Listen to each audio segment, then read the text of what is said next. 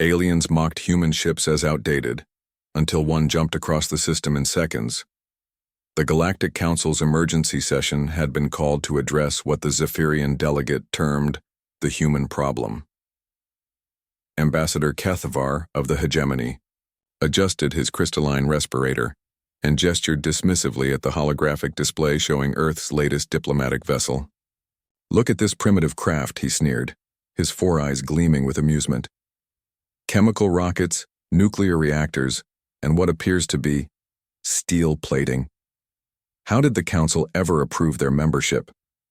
The assembled delegates, a mixture of energy beings, crystalline entities, and biomechanical hybrids, rippled with what passed for laughter among their species. The human ship endeavor did indeed look archaic compared to their sleek vessels that manipulated gravity, folded space-time, or existed partially in quantum superposition. Captain Sarah Chen stood at the observation deck of the orbital station, watching through reinforced windows as her ship docked. She'd heard every word through the translation matrix, but her expression remained neutral. 20 years of deep space exploration had taught her patience. "Captain Chen," came the artificial voice of the station's AI, "the Council requests your immediate presence for the trade negotiations." Sarah straightened her simple blue uniform, another source of mockery, as most advanced species had evolved beyond physical clothing. "On my way." The Council chamber buzzed with anticipation as Sarah entered. The Endeavor was humanity's newest diplomatic vessel, sent to negotiate mining rights in the Kepler 442 system. What the aliens didn't know was that it represented something far more significant than a simple trade mission. "Ah, the human arrives," Kethvar announced. "Tell us, Captain, how long did your quaint vessel take to reach our system? 6 months? A year? 14 months? Sarah replied calmly, taking her designated seat at the circular table. The Zephyrian's tentacles writhed with glee. 14 months. My personal transport could have made the journey in 3 days, using our quantum tunnel drives. How do you expect to conduct meaningful trade when your logistics are so limited? Murmurs of agreement echoed through the chamber. The hegemony representative, a being of pure energy contained within a force field, flickered with what Sarah had learned to recognize as condescension.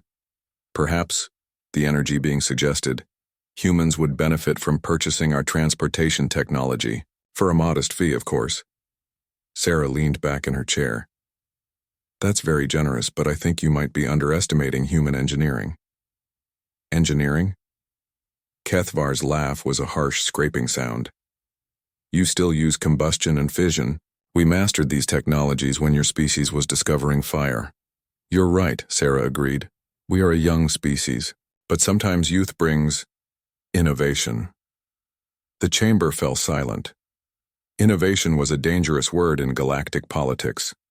The current balance of power had remained stable for millennia, with each species controlling specific technological niches. Innovation meant disruption. What innovation could possibly? Kethvar began, but was interrupted by an urgent chime from the station's communication system. "Attention all council members," the AI announced. "Long-range sensors have detected a massive gravitational anomaly at the edge of the system. Unknown vessel detected." The main display activated, showing a ship that made even the most advanced council vessels look primitive. It was enormous, easily the size of a small moon, and its hull seemed to bend light around it in impossible ways. "Council vessel, this is Admiral Torres of the UES Prometheus," came a human voice over the communication channel. "Requesting permission to dock." Sarah smiled as chaos erupted in the chamber. The delegates were frantically consulting their databases, trying to understand how another human ship had appeared without warning. "Impossible," Kethvar shrieked. "Our sensor network monitors all approaches to this system. No ship entered our space." "You're correct," Sarah said, standing slowly. "No ship entered your space through conventional means." Admiral Torres's image appeared on the main screen, a weathered man in his 60s wearing the same simple blue uniform as Sarah. "Captain Chen, good to see you. Sorry we're late. Had to make a few adjustments to the drive system." "No problem, Admiral. The Council was just discussing human technological limitations." Torres nodded gravely. "I see. Well, perhaps a demonstration would be helpful. Computer, display our route to this system. The holographic display changed, showing a three-dimensional map of local space. A red line traced the Prometheus's path, except there was no path. The ship had simply appeared. Ladies, gentlemen, and energy beings, Torres announced, allow me to introduce humanity's latest achievement, the Alcubierre Drive, Mark 7th. The chamber erupted again. Several delegates were frantically trying to access their databases, searching for any reference to this technology. Impossible. The hegemony representative flickered rapidly. Space-time manipulation of that scale requires exotic matter that doesn't exist. Sarah's smile widened. You're thinking too conventionally. While you were perfecting technologies discovered millions of years ago, humans were asking different questions.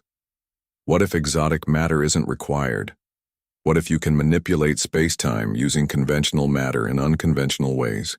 The journey from Earth to this system, Torres continued, took approximately 4 hours. We could have been here sooner, but we stopped to test some new applications of the drive. Kethvar was now visibly trembling. 4 hours? Across 15 light years? Actually, Sarah corrected, we didn't travel 15 light years. We compressed the space between here and Earth down to about 4 light minutes, then expanded it again behind us. The ship never exceeded the speed of light. The implications hit the Council like a physical blow. If humans could manipulate spacetime so efficiently, it meant they could appear anywhere in the galaxy within hours. Trade routes, military positioning, the entire structure of galactic civilization, everything would change. The Endeavor, Sarah continued, was indeed built with older technology. It was a test to see how other species would react to humanity's presence. The results have been educational. She gestured to the display showing the massive Prometheus. This is what human engineering actually looks like when we're not being deliberately modest. The energy being flickered uncertainly. What do you want from us? Sarah's expression became serious. Partnership, real partnership. Not the condescending attitude we've received so far, but genuine cooperation between equals. You could demand anything, Kethvar whispered. Conquest, submission. We could, Sarah agreed. But that's not who humans are. We explore, we learn, we grow, and we prefer to do it with friends rather than subjects. Admiral Torres's image leaned forward. The offer stands for any species interested in mutual cooperation. We have much to learn from each other. The chamber remained silent for long minutes as the delegates processed this shift in galactic power dynamics.